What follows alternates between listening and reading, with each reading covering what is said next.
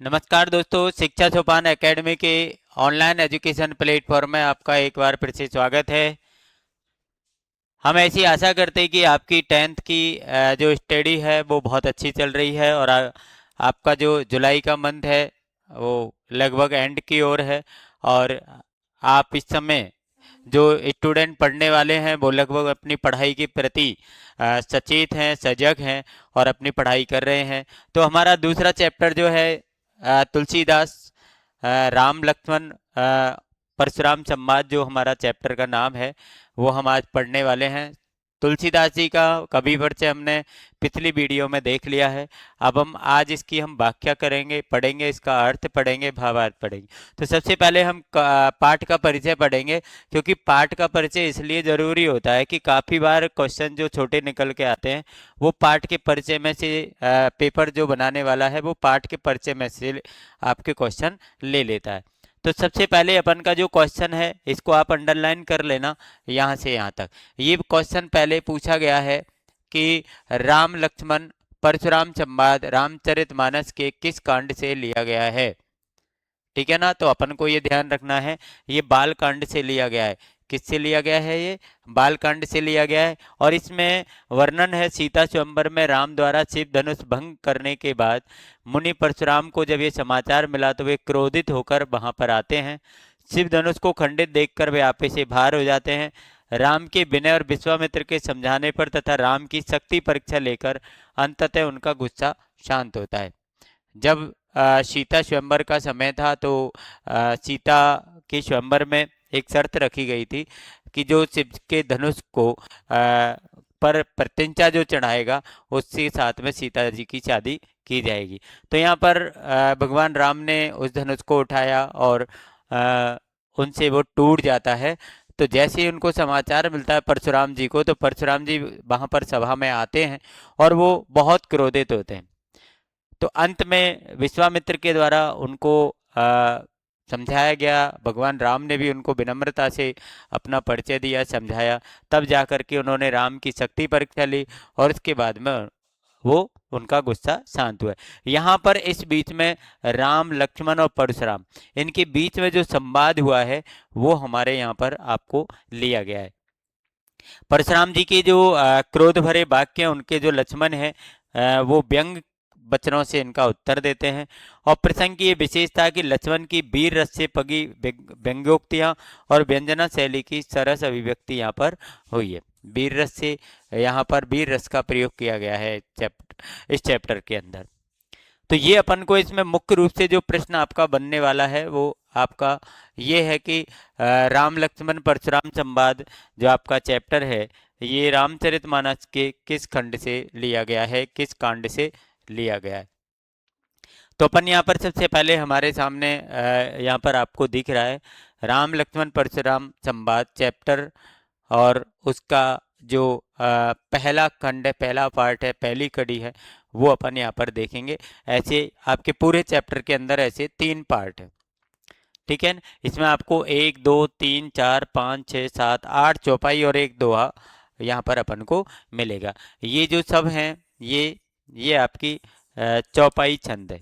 कौन सा छंद है ये चौपाई छंद है। यदि अपन इसकी बात करें तो ये आपका कौन सा छंद है? ये आपका दोहा छंद है। कौन सा छंद है आपका? ये दोहा छंद है। ठीक है, ऊपर 8 चौपाई हैं, नीचे एक दोहा है। चलिए, जैसे ही आपको इसमें थोड़ी सी अपन एक लिंक बना लेते हैं कि जब सीता स्वयंवर के समय भगवान राम से धनुष टूट जाता है और परशुराम जी को पता चलता है तो वे वहां पर सभा में आते हैं और सबसे पहला क्वेश्चन उनका यही होता है कि शिव के धनुष को किसने तोड़ा है। शिव जी के धनुष को किसने तोड़ा है, सबसे पहला क्वेश्चन उनका यही होता है। तो जैसे ही वो ये क्वेश्चन करते हैं तो भगवान राम उनसे विनम्रता से बातें करते हैं। और विनम्रता से क्या बातें करते हैं वो यहाँ पर आपको शुरुआत में दी गई।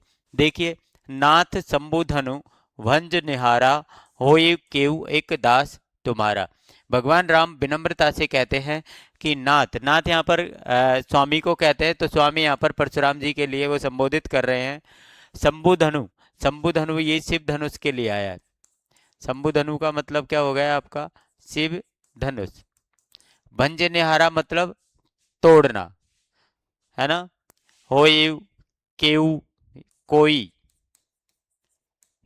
ठीक है ना। एक दास तुम्हारा, दास आप जानते हैं सेवक। भगवान राम परशुराम जी से बोलते हैं कि हे स्वामी, जिसने भी शिव जी के धनुष को तोड़ा है, होयु केऊ, वह कोई एक दास तुम्हारा, वह कोई तुम्हारा एक सेवक ही होगा। तुम्हारे दास ने ही ऐसा किया है। मतलब भगवान राम ने उनको इनडायरेक्ट जो है वो चीज बताई है कि आपके सेवक या आपके दास के अलावा कोई भी व्यक्ति इस धनुष को भंग नहीं कर सकता। इसका मतलब है कि आपके सेवक या दास के द्वारा ये तोड़ा गया है। तो हे नाथ, हे स्वामी, शिव जी के धनुष को जिसने तोड़ा है वह कोई आपका एक दास ही होगा, आपका एक सेवक ही होगा। आयसु का कहन किन मोही, आयसु कहते हैं आज्ञा को। आयसु का क्या अर्थ होता है? आज्ञा। का है मतलब क्या है, कहिन मतलब कहिए, किन मोही, इसमें भगवान राम कहते हैं कि उसके लिए क्या आज्ञा है, आप मुझसे कहिए या आप बोलिए, उसके लिए आपकी क्या आज्ञा है। सुनी रिशाई, ऐसा सुनकर के रिशाई कहते हैं किसको? क्रोध। रिशाई का मतलब होता है क्रोध, गुस्सा करना। और बोले मतलब बोले, मुनि यहां पर किसके लिए आया? परशुराम के लिए, परशुराम। और कोई भी क्रोधी के लिए आता है, ठीक है। अब आप कहेंगे इसमें क्रोध से संबंधित दो शब्द आ गए, रिसाई का मतलब भी क्रोध है और कोही का मतलब भी क्रोध है। नहीं, ये क्रोधी है और ये क्रोध है। मतलब क्रोध आपको पता है कि भाव है, जबकि क्रोधी कौन है? जिस व्यक्ति के अंदर ये भाव होता है वो आपका कौन हो गया? क्रोधी। तो क्रोधी एक व्यक्ति है, मतलब ये विशेषण के रूप में आया है, विशेषता के रूप में आया है। तो यहाँ पर आप इसका अर्थ दोनों लाइनों का दोबारा एक बार देख ले कि हे स्वामी, हे परशुराम जी, जिसने भी शिव धनुष को तोड़ा है वो कोई ना कोई तुम्हारा एक सेवक होगा, एक दास होगा। और उसके लिए क्या आज्ञा है, उसके लिए क्या आज्ञा है, आप मुझे बताइए। सुनी रिसाई बोले मुनि को ही, ऐसा सुनकर के क्रोधी परशुराम जी जो थे वो क्रोध में बोले, गुस्से में बोले। क्या बोले? सेवक सो जो करे सेवकाई, और अरी करनी करी करे लड़ाई। उन्होंने क्या कहा कि सेवक सो, सो मतलब वह, सेवक वह होता है कौन? जो करे सेवकाई, जो सेवा करता है। परशुराम जी सेवक का मतलब समझा रहे हैं भगवान राम को कि सेवक वह होता है जो सेवा करता है। अरी करनी, अरी मतलब इसमें देखिए दोनों शब्द हैं, ये दोनों शब्द अलग अलग है। अरी का मतलब जो होता है वो होता है क्या आपका? शत्रु। अरी का मतलब होता है शत्रु। करनी का मतलब कार्य, करी मतलब किया, करे लड़ाई और लड़ाई की है। जिसने शिव धनुष को तोड़ा है उसने सेवक जैसा काम नहीं किया, बल्कि कैसा काम किया है? शत्रु जैसा कार्य करके मेरे साथ क्या किए? लड़ाई की है, मेरे साथ युद्ध करने का प्रयास किया है, मेरे साथ लड़ाई या झगड़ा करने का प्रयास किया है। तो उन्होंने राम से बोला कि सेवक वह होता है जो सेवा करता है, लेकिन इस व्यक्ति ने तो मेरे साथ दुश्मन जैसा कार्य करके मेरे साथ लड़ाई करने का प्रयास किया है। आगे इन्होंने लिखा कि सुनऊ राम जे ही शिव धनु तोरा, सहस्त्र बाहु समसो रिपु मोरा। देखिए यहाँ पर सम आ गया, इस लाइन में आपको उपमा अलंकार का प्रयोग किया गया है। इस लाइन में किसका प्रयोग किया गया है? उपमा अलंकार। सुनऊ राम, हे राम सुनिए, जे ही जिसने भी शिव धनु तोड़ा, शिव जी के धनुष को तोड़ा है। अब परशुराम जी कह रहे हैं श्री राम से कि हे राम सुनिए, जिसने भी शिव जी के धनुष को तोड़ा है। सहस्त्रबाहु, ये क्या नाम है? क्या है ये? नाम। ये परशुराम जी का सबसे बड़ा शत्रु था। कौन? सहस्त्रबाहु। और सहस्त्रबाहु पर ये इतने क्रोधित हुए कि परशुराम जी ने सहस्त्रबाहु की भुजाओं को क्या कर दिया, काट दिया था, टुकड़े टुकड़े कर दिए थे। तो उन्होंने क्या कहा कि सहस्त्रबाहु सम मतलब समान, सो रिपु, रिपु कहते हैं शत्रु को, रिपु किसको कहते हैं, शत्रु, मोरा मतलब मेरा। हे राम सुनिए, जिसने भी शिव धनुष को तोड़ा है वो मेरा सहस्त्रबाहु के समान क्या है, दुश्मन है। मतलब मेरा इस दुनिया में सबसे बड़ा दुश्मन था सहस्त्रबाहु, लेकिन आज सहस्त्रबाहु के समान मेरा एक दुश्मन और हो गया, एक शत्रु और हो गया है। कौन, जिसने इस शिव धनुष को तोड़ा है।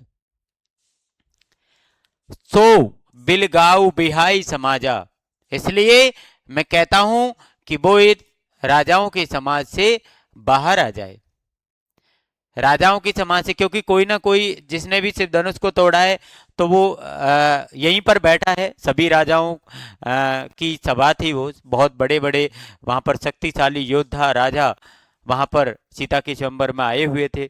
तो परशुराम जी ने क्या कहा कि इसलिए उसको या वह इस राजाओं के समाज से क्या आ जाए, बाहर आ जाए।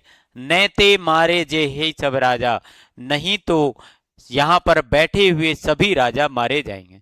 यहां पर नैते मतलब नहीं तो, मारे जे ही सब राजा, नहीं तो यहां पर बैठे हुए सभी राजा मारे जाएंगे। मैं सभी राजाओं का वध कर दूंगा, सबको मार दूंगा। आगे अब लक्ष्मण जी चुपचाप बैठे बैठे सुन रहे थे परशुराम की बातों को, तो उन्होंने अब बोलना प्रारंभ किया। सुनी मुनि बचन लखन मुस्काने, मुनि मतलब परशुराम जी, बचन मतलब उनकी बातें, लखन मतलब लक्ष्मण, मुस्काने मतलब मुस्कुराने लगे, हंसने लगे।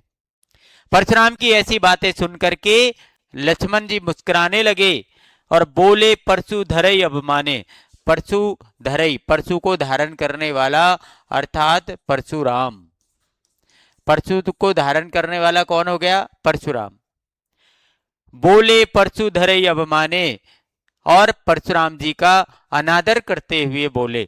अवमाने कहते हैं अनादर करना, अपमान करना।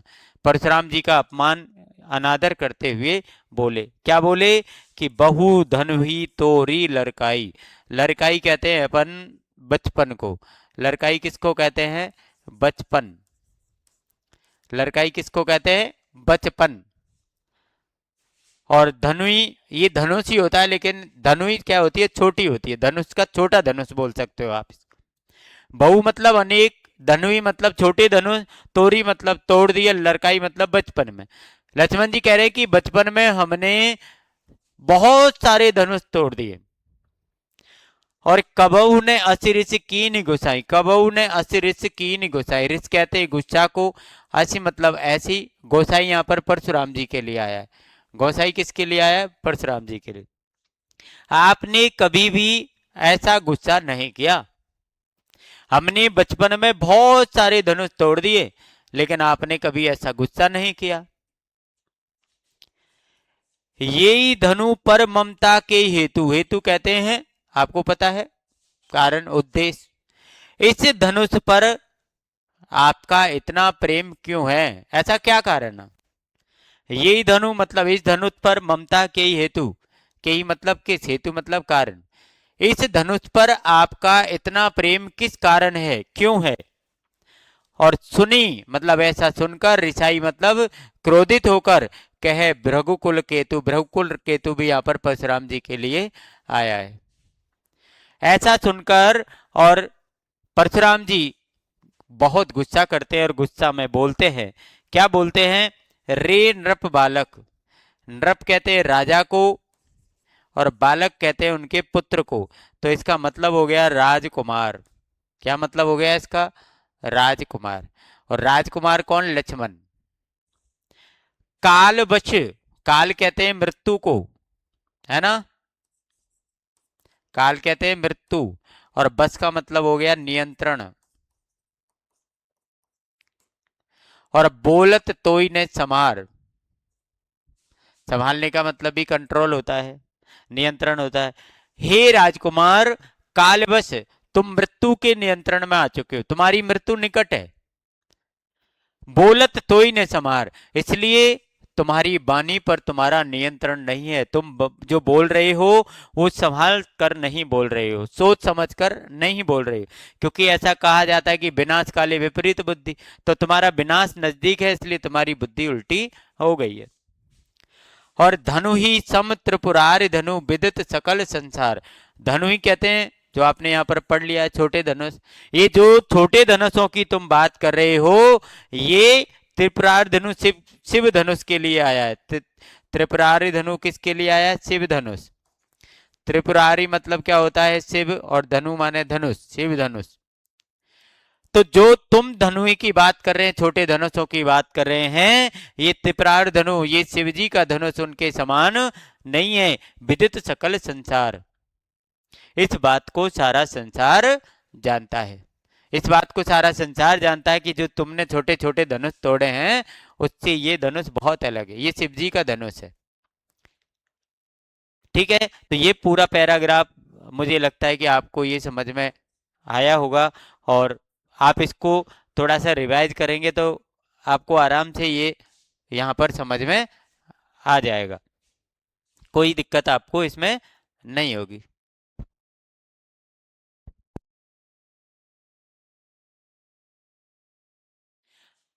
आगे अगला अपन देखते हैं।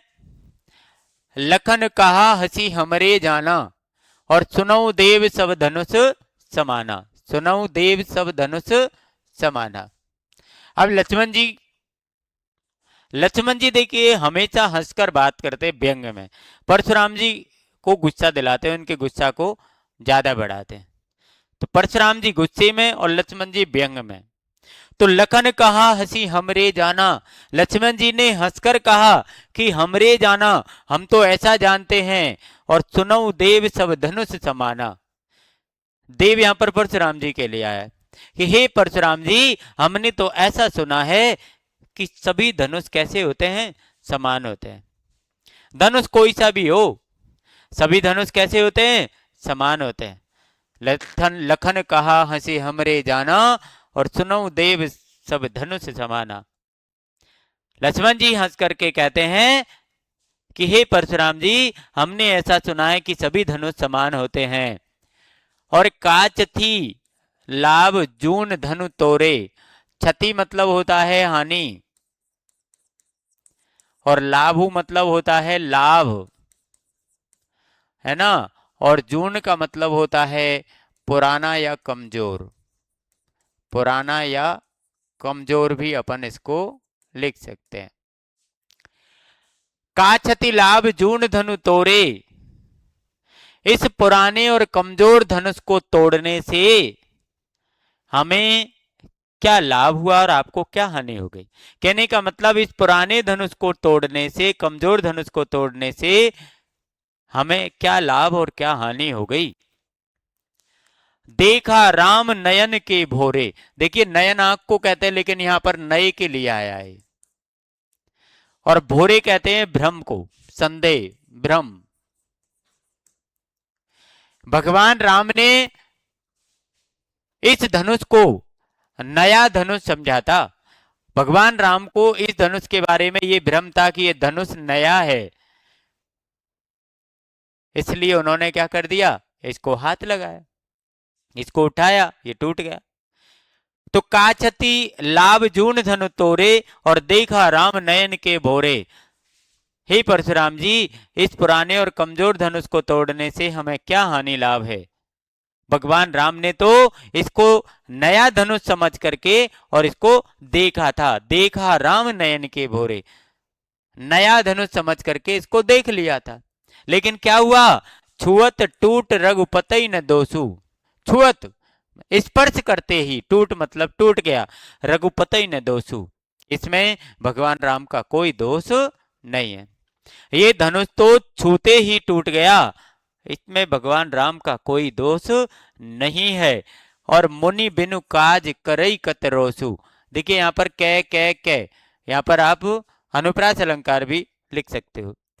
मुनि बिनु काज करई कतरोसु, हे मुनि, हे परशुराम जी, बिना कारण के, बिना कार्य के आप इतना गुस्सा क्यों कर रहे हैं? भाई हमारे इस धनुष से क्या लाभ और हानि हो गई? भगवान राम ने तो ये नया समझ लिया था, इसलिए इसको हाथ लगाया, ये छूते ही टूट गया, इसमें भगवान राम का क्या दोष है। इसलिए आप बिना कारण के, बिना बात के गुस्सा नहीं करें, क्रोध नहीं करें। आगे परशुराम जी क्या बोले कि बोले चितय परशु की ओरा। चितय कहते हैं देखकर, और परशु कहते हैं किसको, फरसा। परशु किसको कहते हैं, फरसा। तो बोले चितय परशु की ओरा, परशुराम जी अपने फरसा की तरफ देखकर बोले। परशुराम जी अपने फरसा की तरफ देखकर बोले, रे सठ। सठ कहते हैं मूर्ख को, सठ कहते हैं किसको, यहां पर परशुराम जी ने लक्ष्मण को मूर्ख कहा। रे सठ, हे मूर्ख, सुने स्वभाव ने मोरा, तूने मेरे स्वभाव के बारे में नहीं सुना, तुझे पता नहीं है मैं कितना क्रोधी और मैं कितना वीर और कितना शक्तिशाली व्यक्ति हूं, तूने मेरे स्वभाव के बारे में नहीं सुना। बालक बोल बधो नहीं तो, यहां पर भी अनुप्रास अलंकार है, देखिए बे बे बे, यहां पर भी आपको अनुप्रास अलंकार का प्रयोग किया गया है।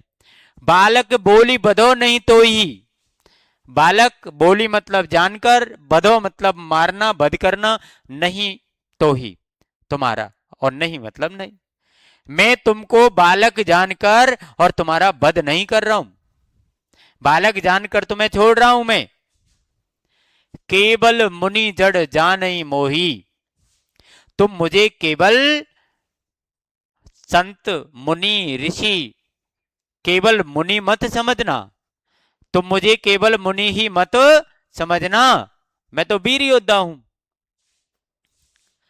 और क्या उन्होंने अपना परिचय दिया कि बाल ब्रह्मचारी यति को ही, मैं ब्रह्मचर्य का पालन करने वाला और बहुत क्रोधी व्यक्ति हूं, ब्रह्मचर्य का पालन करने वाला और क्रोधी व्यक्ति हूं, और विश्व विदित क्षत्रिय कुलद्रोही। विश्व विदित मतलब संसार जानता है, क्षत्रिय कुल मतलब क्षत्रिय वंश का, क्षत्रिय परिवार का, द्रोही मतलब दुश्मन हूं।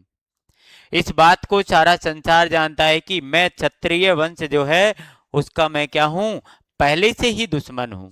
मुझे क्षत्रिय वंश तो बुरा लगता है और आप क्षत्रिय वंश के हो, इसलिए मेरे तो तुम ऑलरेडी दुश्मन हो ही। भुजबल भूमि भूप बिनुकीनी, यहां पर भी अनुप्रास अलंकार है, देखिए भय, भय और भय। भुजबल मतलब भुजाओं की शक्ति से, भूमि धरती को, भूप मतलब राजाओं की, बिनु मतलब बिना, कीनी मतलब कर दिया। मैंने अपनी इन भुजाओं की शक्ति से इस धरती को क्या कर दिया, राजाओं के बिना कर दिया, धरती के सारे राजा मार दिए। मैंने अपनी भुजाओं की शक्ति से धरती के सारे राजाओं का वध कर दिया और इस धरती को राजाओं के रहित कर दिया। और विपुल बार मई देव अनदिनी, मई देव यहां पर आया है ब्राह्मण के लिए, मई देव का अर्थ होता है ब्राह्मण।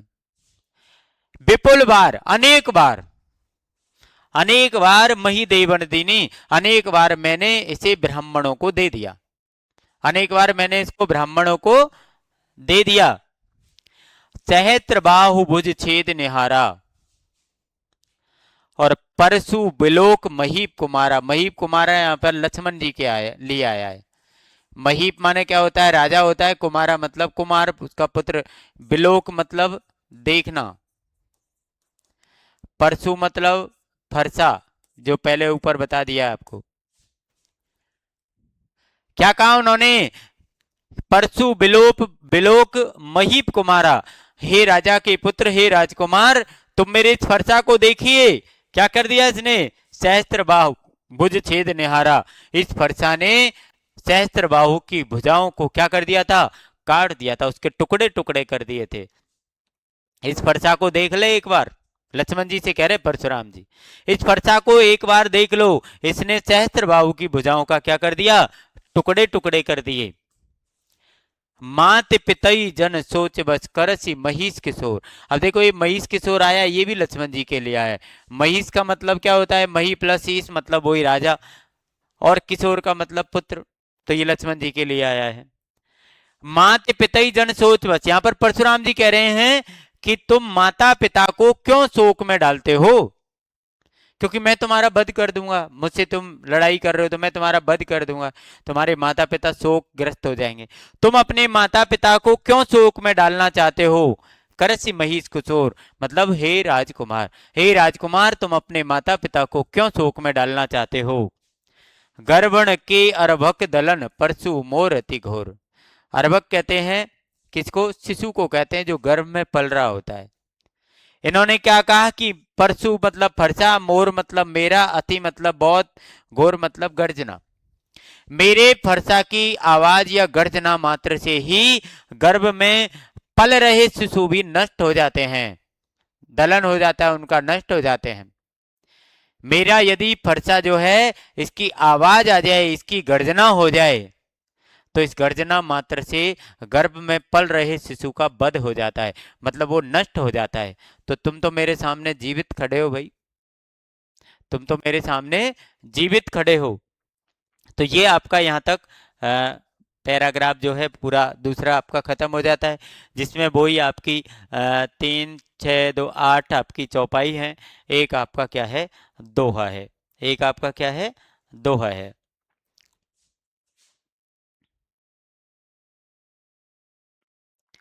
आगे अपन देखेंगे अगला।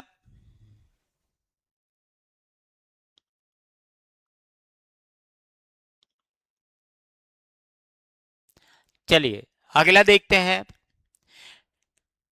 बेहसी लखुन बोले मृदु बानी, अहो मुनीस महाबट मानी। महाबट कहते हैं योद्धा को, महाबट किसको कहते हैं? योद्धा, ठीक है। बेहसी कहते हैं हंसकर, हंसना। बेहसी लखन बोले मृदुवानी, लक्ष्मण जी हंसते हुए मीठी वाणी में बोले। लक्ष्मण जी क्या है कि सीधी सीधी छोटी छोटी बातों को ऐसे आराम से, मतलब व्यंग वाली बातें परशुराम जी के सामने बोल रहे थे और उनके गुस्सा को बढ़ा रहे थे। कौन? परशुराम जी, ठीक है ना। तो बोले बिहसी लखन बोले मृदुवानी, अहो मुनीच महाबट मानी। हे मुनि, हम तो आपको, हे परशुराम जी हम तो आपको महान योद्धा समझते हैं, ऐसा उन्होंने कहा। हंसते हुए लक्ष्मण जी बोले मीठी वाणी में कि हम तो तुमको महान योद्धा मानते हैं।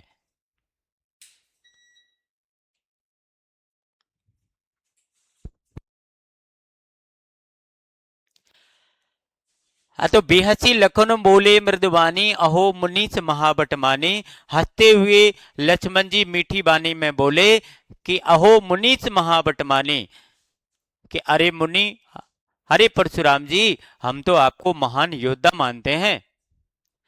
और पुनि पुनि मोह दिखाव कुठारू, कुठारू भी यहां पर किसके लिए आया है? फरसा के लिए आया है। कुठारू किसके लिए आया है? फरसा के लिए।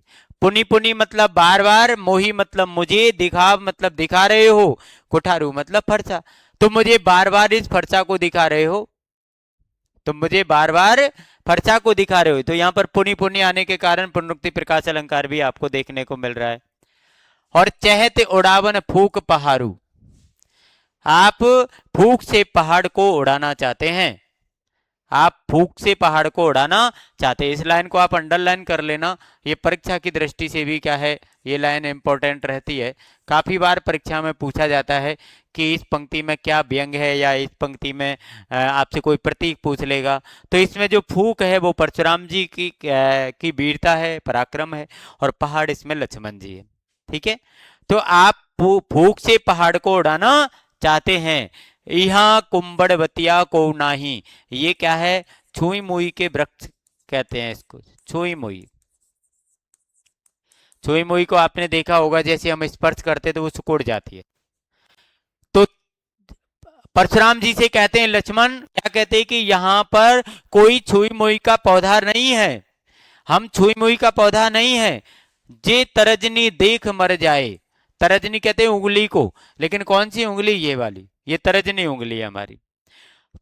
तो हम छुई मुई के पौधा नहीं है, या यहाँ पर कोई छुई मुई का पौधा नहीं है जो आपकी एक उंगली के, तर्जनी उंगली के स्पर्श मात्र से ही क्या हो जाएगा? सिकुड़ जाएगा, या वो मर जाएगा, या वो हार जाएगा।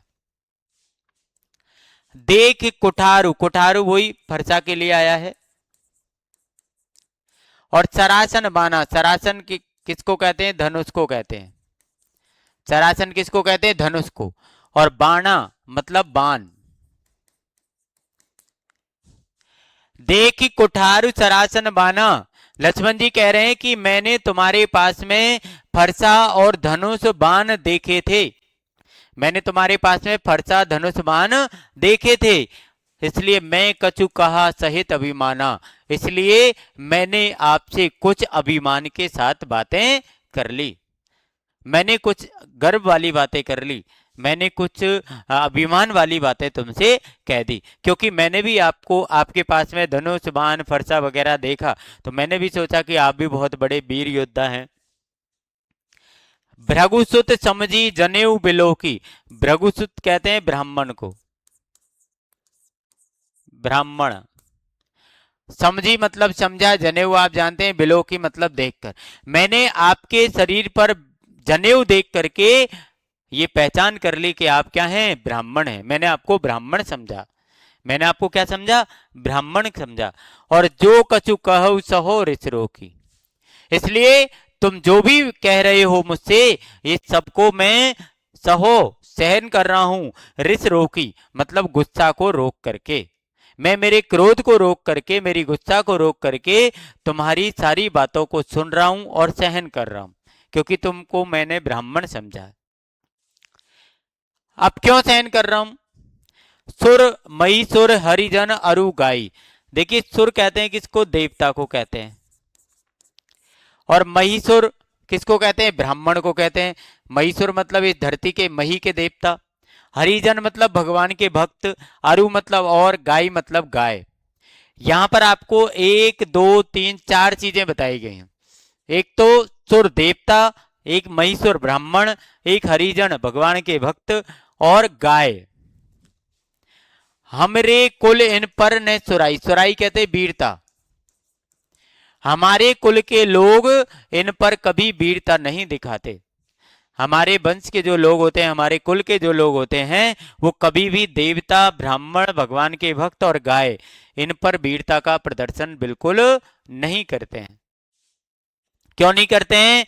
बधे पाप, बधे मतलब होता है मारना या वध करना। यदि हम इनसे युद्ध करें, इन पर वीरता का प्रदर्शन करें, और यदि हमने इनको मार दिया तो हमें पाप लगेगा। अपकीरत हारे, अपकीरत कहते हैं अपयश को, हमारा यश खराब हो जाएगा, हमारी कीर्ति खराब हो जाएगी। कब? हारे, यदि तुमसे हार गए। अब माना कि तुमसे हमने युद्ध कर लिया, तो या तो हमको हारना पड़ेगा और या हमको जीतना पड़ेगा। तो यदि हम जीते, आपको हमने मार दिया, आपका वध कर दिया, तो हमें क्या हो जाएगा? पाप लगेगा। और यदि हम हार गए तुमसे, तो हमारा अपयश हो जाएगा, चारों तरफ हमारी कीर्ति नष्ट हो जाएगी, हमारा यश खराब हो जाएगा।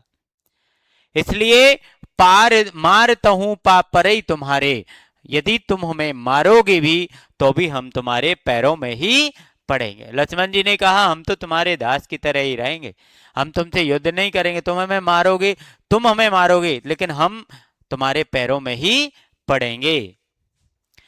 कोटि कुलिस सम बचन तुम्हारा, देखिए कोटि कुलिस अनुप्रास भी हो सकता है, सम आया है तो इसमें उपमा अलंकार भी होता है। कौन सा अलंकार है? उपमा। कोटि कुलिस सम वचन तुम्हारा, तुम्हारा जो वचन है, तुम्हारी एक एक जो लाइन है, ये करोड़ों कठोर शब्दों के समान है। तुम्हारा एक एक शब्द करोड़ों कठोर शब्दों के बराबर है, करोड़ों कठोर वचनों के बराबर तुम्हारा एक वचन है। व्यर्थ धरऊ धनुबान कुठारा, कुठारा वही फरसा को कहते हैं, इसलिए तुम अपने पास में व्यर्थ में धारण करते हो। धनु मतलब धनुष, बाण मतलब बाण, कुठारा मतलब फरसा। तुम अपने पास में जो धनुष, बाण और फरसा जो रखते हो, इनको तो तुम व्यर्थ में धारण करते हो। तुम तो आवाज से, वचनों से, बोली से, वाणी से ही लोगों को मार सकते हो। जो बिलो के अनुचित कहे कहो क्षमऊ, क्षमऊ महामुनि धीर, जो बिलोक अनुचित कहे, जो तुम्हें देखकर यदि मैंने कुछ अनुचित कह दिया है, क्षमऊ महामुनि धीर, हे महामुनि जी, हे परशुराम जी, धैर्य धारण करके और हमें क्षमा कर दीजिए। सुनी सरोस भृगुवंश मणि, भृगुवंश मणि यहाँ पर किसके लिए आया? परशुराम जी के लिए। ऐसा सुनकर सरोस मतलब गुस्सा के साथ भृगुवंश मणि परशुराम जी बोले गिरा गंभीर, गिरा कहते हैं बानी को, गिरा किसको कहते हैं? बानी को। ऐसे शब्द लक्ष्मण जी के सुन करके और गुस्सा के साथ परशुराम जी क्रोध के साथ में अपनी गंभीर वाणी में लक्ष्मण जी को जवाब देते हैं, लक्ष्मण जी से बोलते हैं। ये अपन का क्या है? पूरे चैप्टर का अर्थ है। यदि आप इसको एक बार पढ़ेंगे, और मैं ये कह रहा हूं आप नॉर्मल भाषा में पढ़ो, कतई ज्यादा आपको बिल्कुल ज्यादा गूढ़ रहस्य में नहीं जाना, नॉर्मल जो चीजें हैं यदि आपको याद हैं तो आपका अर्थ जो है वो आसानी से हो जाएगा, आपको भी परेशानी ना आएगी, ना आपको पढ़ने में परेशानी ना आएगी, ना आपको समझने में परेशानी आएगी। और यदि तुम इसको ज्यादा डीपली जाओगे, डीपली जाने के चक्कर में आप कुछ सीख नहीं पाओगे। ठीक है, तो आप इसको एक बार रिवाइज करो, दोबारा से पढ़ो, और रफ वर्क ज्यादा से ज्यादा करो, जितना हो सके रफ वर्क करो। आप बार बार इनको जब भी समय मिले रिपीट करो। ठीक है, तो आप इसको पढ़ें। यदि आपको कोई भी चीज़ इसमें से कुछ और कुछ समझ में नहीं आ रहा है, कुछ और आपको कोई प्रॉब्लम है, तो वो आप हमें कमेंट के द्वारा बता सकते हैं। वीडियो को लाइक कर दो, चैनल पर यदि आप नए हैं तो सब्सक्राइब कर लो चैनल को, और ज़्यादा से ज़्यादा आपकी फ्रेंड सर्कल जो है, आपके क्लास साथी जो हैं, उनको ज़्यादा से ज़्यादा तक आप शेयर करें, उनको बताएं कि वो हमारे इस चैनल से आराम से अच्छी पढ़ाई कर सकते हैं। आपको कहीं पर भी जाने की आवश्यकता नहीं पढ़ने के लिए, आप घर पर भी अपने मोबाइल का सदुपयोग कर सकते हैं। सदुपयोग मतलब ऐसी चीज़ें पढ़ करके लैपटॉप पे चला सकते हैं अपन, कहीं पर कंप्यूटर पर, जैसे भी आपके घर में सुविधा है उससे अपन इसको यूज कर सकते हैं। ठीक है भैया, तो thank you for your support and best of luck for your bright future.